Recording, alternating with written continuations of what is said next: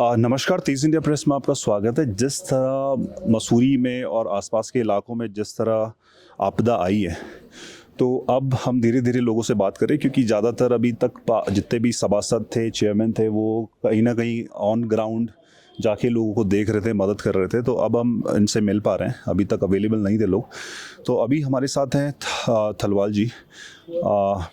Sir, आपके area में कितना डैमेज हुआ है? देखिए, हमारे वार्ड नंबर 9 में जो है पंप हाउस के अंदर लक्ष्मी देवी का मकान तकरीबन खतरे की जहद में है। अच्छा। और हमने उन्हें फिलहाल लक्ष्मी नारायण मंदिर में शिफ्ट किया हुआ है। अच्छा। यथाशीघ्र जो भी हमसे बन पड़ेगा, जो भी पालिका से बन पड़ेगा, राहत सामग्री का कार्य करेंगे। अब सबसे ज़्यादा जो इस समय जो डैमेज हुआ वो जड़ी पानी क्षेत्र मकड़ेती गांव हुआ है।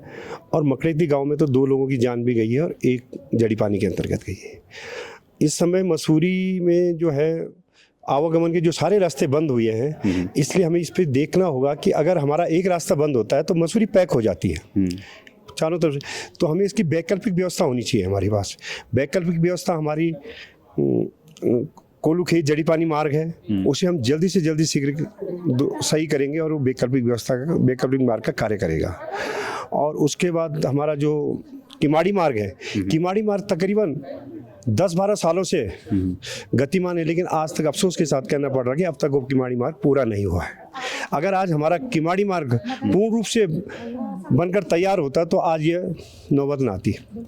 सर, ये जो ऑल्टरनेट रूट आप बोल रहे हैं, तो मुझे लग रहा है हर बार जब भी सरकार आती है या बोर्ड आता है, हर बार ही ये मांग होती है। तो ये हुआ क्यों नहीं? तो हम बचपन से सुन रहे हैं, जब से हमने होश संभाला है कि यार एक ऑल्टरनेट रूट होना चाहिए। आज भी उसी वहीं पे अटके हुए हम। देखिए, ये अल्टरनेट का तब जब आपदा आती तभी अधिकारियों को होश आती, तभी सभी लोगों को होश आती कि अल्टरनेट मार्ग होना चाहिए। जबकि अगर कोलूखेत मार्ग हमारा बंद हो जाता तो ये नहीं कि हमारा मसूरी बंदी हो गया। उसके लिए हमारे पास राजपुर जो ट्रैकिंग रूट है, हम ये कहते हैं ठीक है वो ट्रैकिंग रूट है, लेकिन वो बहुत अच्छी सड़क बन चुकी है। उसे अगर हम वैकल्पिक व्यवस्था के रूप में देखें तो एक अच्छी वैकल्पिक व्यवस्था बन सकती है। दूसरा, सबसे पहाड़ों में देखो भू धसाव तो होना है, हर बार होना है। तो इसलिए हमें पहले ही सचेत रहना चाहिए। और उसके सचेत के लिए हमें सबसे पहले हर वार्ड मेंबर को, हर सभासद को एक लिस्ट अपने वार्ड के अंतर्गत, जितने उसके वार्ड के अंतर्गत नाले आते हैं, सबकी लिस्टिंग होनी चाहिए। और उसमें ये लिस्टिंग होनी चाहिए कि कितने नाले बंद, टोटल नाले हैं कितने, और कितने बंद और कितने पे अतिक्रमण है। अच्छा, आपने बनाई है ऐसी कोई लिस्ट अपनी? जी हाँ, हमने कई लिस्टें बनाई हैं। और उसमें हमने जो है ना संबंधित मेरे वार्ड में जो है सबसे ज़्यादा जो नाले बंद पड़े हुए NH की वजह से बंद पड़े हुए। अच्छा। NH को हमने कई बार लिखित रूप से दे दिया, लेकिन वो कोई नाले खोल के राजी नहीं है।